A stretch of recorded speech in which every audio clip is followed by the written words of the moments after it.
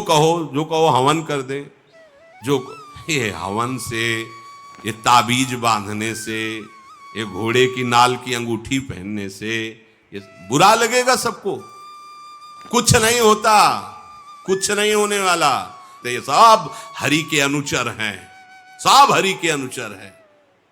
जानकी नाथ सहाय करे तो कौन बिगाड़ सके नर तेरो। है ये शुक्र शनिचर राहु के सब क्षण में वही है तेरे चेरो। जानकी नाथ सहाय करे कौन बिगाड़ सके। महाप्रभु हरिवंश चंद्र जी कहे जो पे कृष्ण चरण मन अर्पित तो करी है का नवग्रह रंक। ये बेचारे नवग्रह भिखारी क्या तुम्हारा कर सकते हैं।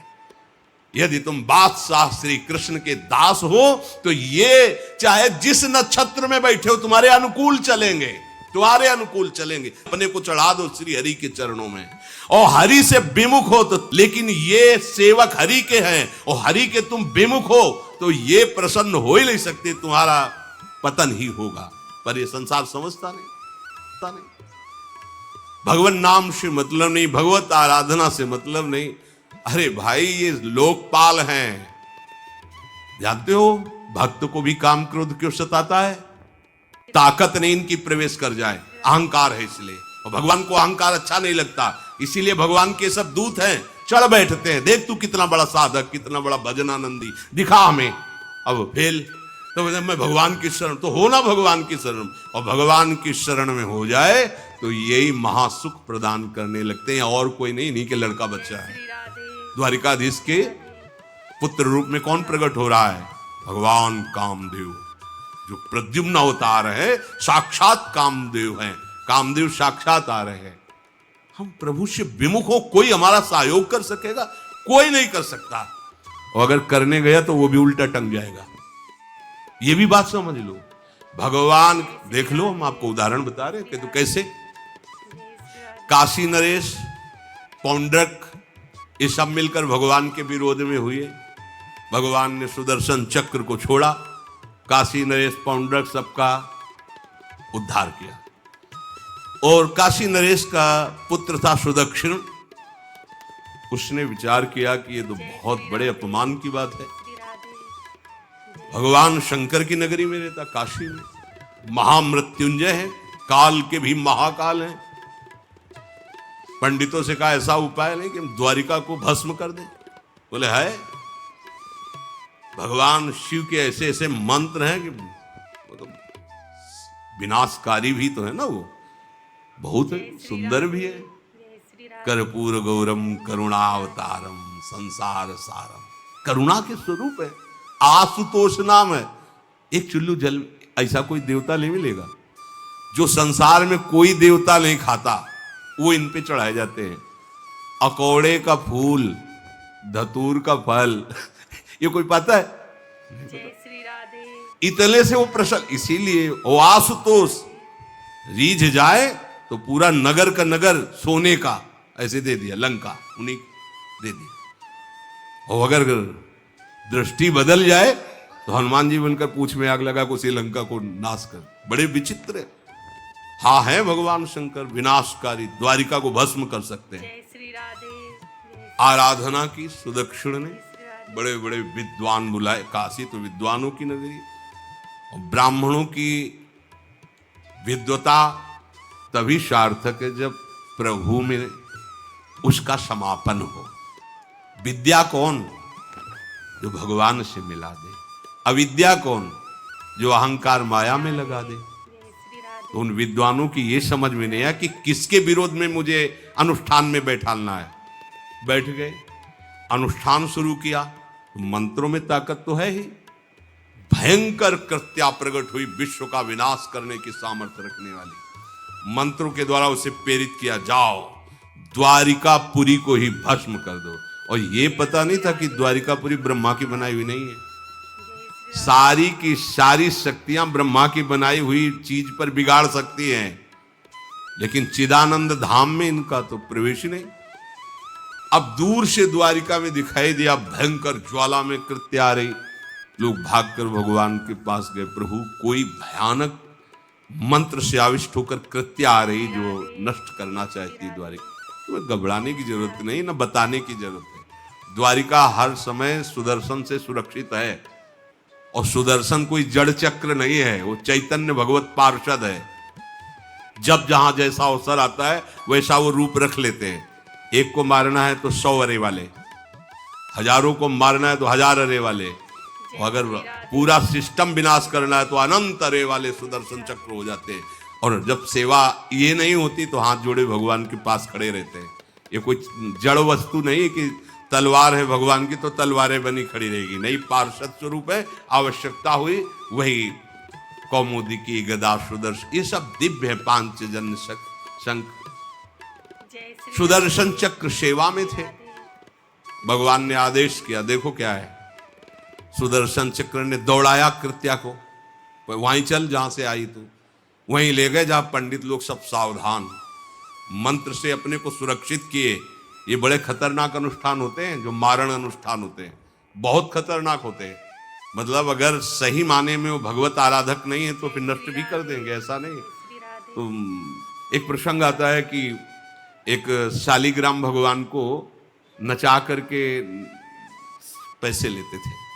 बहुत से लोग इकट्ठा हो गए, तो चमत्कार को देखने वाले संसारिक जन होते हैं, तो ऐसे शालिग्राम रखते, ऐसे करते, शालिग्राम ऐसे ऊपर उठते, ऐसे ऐसे ऐसे ऐसे नचाते, और लोग अरे देखो भगवान इनके इशारे से नाच रहे हैं। एक भक्त तो उसी नगर में एकांत में भजन करते थे, बड़े कई शिष्य उनके थे, भिक्षा मांगने हो गए। उन्होंने देखा, आके गुरुजी से, उनका ऐसा भक्त कभी कर ही नहीं सकता। भगवान का भक्त अपने भगवान को प्रदर्शन नहीं बनाता, ये तो कोई तांत्रिक है, भक्त नहीं है। भक्ति की अलग संज्ञा होती है। ये कोई तंत्र सिद्ध आदमी है जो भक्ति का नाटक करके लोगों को ठग रहा है। बोले महाराज फिर आपको चलना चाहिए, क्योंकि हजारों लोग उससे प्रभावित हो रहे। बोले हम गए तो उसका सब बंद हो जाएगा, ये दुकान मकान। बोले चलो ना महाराज, बड़ा ऐश्वर्य जमा हो रहा था, लोग भेंट रहा। वो गए, बस अंदर से नाम जप करते हुए जो खड़े हुए, तो कुछ नहीं, कोई भी उसका मंत्र, वो आसपास दृष्टि डाला, कौन आया नया, उसी में देखे फटे पुराने कपड़े पहने, तेज से चमकते हुए भक्त। तो उनका तुम चले जाओ यहाँ से। उनका नहीं, हम चले जाने के लिए नहीं आए, हम आपको बताने आए, ये नाटक मत करो, अगर सही आराधना करो इनकी तो ये लोग क्या देंगे, ये तो परम पद दे देंगे, शालिग्राम भगवान है, आप भगवान का ऐसा प्रदर्शन करते हो। अब लोगों का विरोध शुरू हुआ, क्योंकि इतने बड़े संत जब बोल रहे तो सब लोग, अब उसको बहुत बुरा लगा कि हमारी तो सारी दुकान बंद हो गई। और एकांत में जाकर उसने मूठ का प्रयोग किया।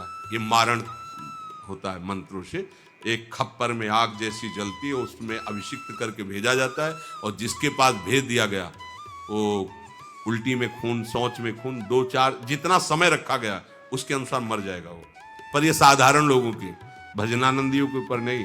भजन वाले मत डरे, साप ताप रोग शोक, किसी का श्राप भी आपको छू नहीं सकता।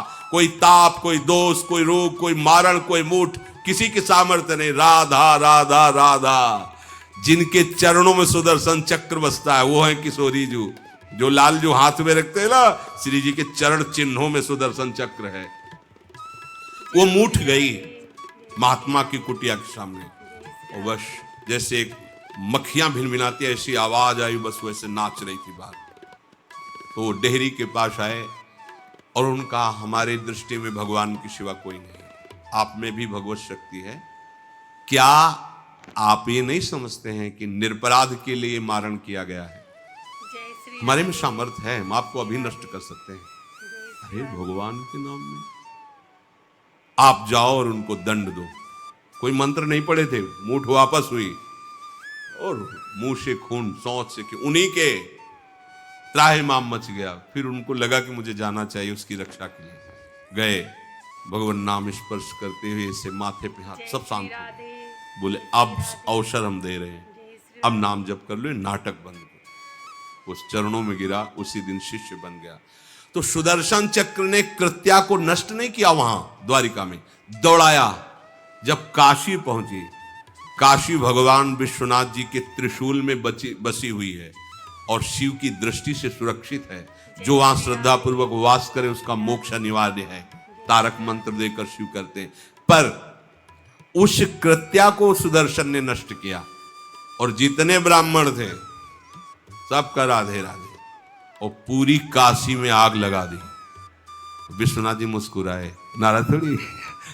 क्योंकि विश्वनाथ जी ने कह दिया था यदि ब्राह्मण विरोधी कोई है तो हमारा ये मारण काम कर जाएगा।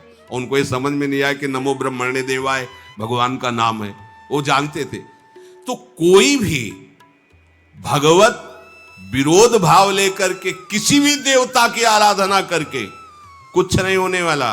किसी भी देवता को, एक तांत्रिक बहुत वो संतों को परेशान करता था, धर्म सम्राट स्वामी श्री करपात्री जी महाराज, ये बहुत पुरानी बात नहीं है। उन्होंने संतों ने आगे बताया कि बहुत अपमान कर देता है। उन्होंने कहा ठीक, गए, हाँ भाई शुरू हो जाओ तुम, जितना तुम्हारे पास तंत्र है हम एक भी मंत्र नहीं बोलेंगे, दंड लिए हुए हम एक भी मंत्र नहीं बोले, हम केवल खड़े हैं, तुम प्रयोग करो।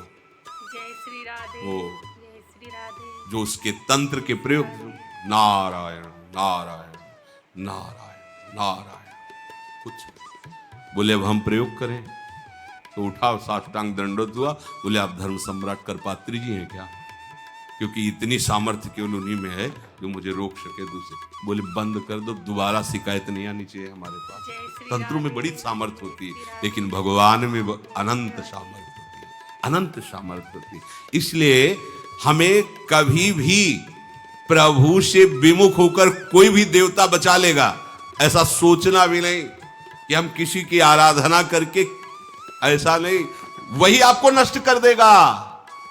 भरत जी को, जड़ भरत जी को पकड़ ले गए जो चोर लोग थे, दस्यु लोग। उन्होंने देवी जी को कहा, बड़ा भ्रम है यार, वो जगत माता है, अम्मा है सारे जगत की, और बकरे की बलि दे लेते, उनका बच्चा बकरा नहीं हुआ क्या? जब जगन माता है, जगदम्बा है, जगद अम्बा है वो, तो क्या ये छोटे छोटे जीवों को जो बलि देते हैं, क्या उनको ये पता नहीं कि ये उनकी अम्मा है? उनके सामने काट रहे हो, मां तो मुझसे प्रसन्न होगी। काट लो, अभी अवसर आएगा तब तुम्हें पता चलेगा। अब वो जो पकड़ के लाया गया था मनुष्य बलि के लिए, तो वो दस्युराज एक बाजार सी लगी थी, उत्सव मनाया गया, उसे कहा गया था जो मनावे सो खाओ। तो जहां जाता अच्छे अच्छे पदार्थ खाता, तो दुकान वाले ने खा ले, थोड़ी देर बाद गड़ासा चले गए। बोले क्यों? तो बोले तुम्हें पता नहीं क्या? बोले नहीं। बोले बलि के लिए लाए गए हो। अब तो जलेबी मुंह की मुंह में रह गई। इसके बाद गड़ासा चले, आसपास देखा तो रक्षक इधर उधर थे, भाग लिया। अब रक्षकों ने देखा कि वो तो है ही नहीं। अब उनको बड़ा भय लगा। अब वहां कोई फोटो थोड़ी खींची गई थी कि बलि किसकी चढ़ानी है। अब वो भागे, महाराज बैठे थे पद्मासन में, जड़ भरत जी ब्रह्माकार वृत्ति, इन्हीं को पकड़ ले गए। बढ़िया तगड़ा तंदुरुस्त है। और दस्युराज ने कहा बलि का जो वो लाया गया, वो हाँ हस्त देख के प्रसन्न हो गया। तेजो में हस्त पुष्ट ब्रह्माकार वृत्ति इनकी। बोले स्नान करवाओ। सालों से स्नान नहीं हुआ तो को उट्टन लगा के स्नान कराया। खीर पुआ रबड़ी रसगुल्ला सामने भोग लगाओ, दबा के खूब खीर पूरी रबड़ी पाए। अब वो तो भगवान के प्रेमी भक्त है, ब्रह्माकार स्वरूप है, अपने स्वरूप में स्थित है। इसके बाद तिलक लगाया। बोले गर्दन झुका। भरत जी अंदर से कह खीर खाया ना, अब गर्दन भी झुका, गर्दन भी कटेगी।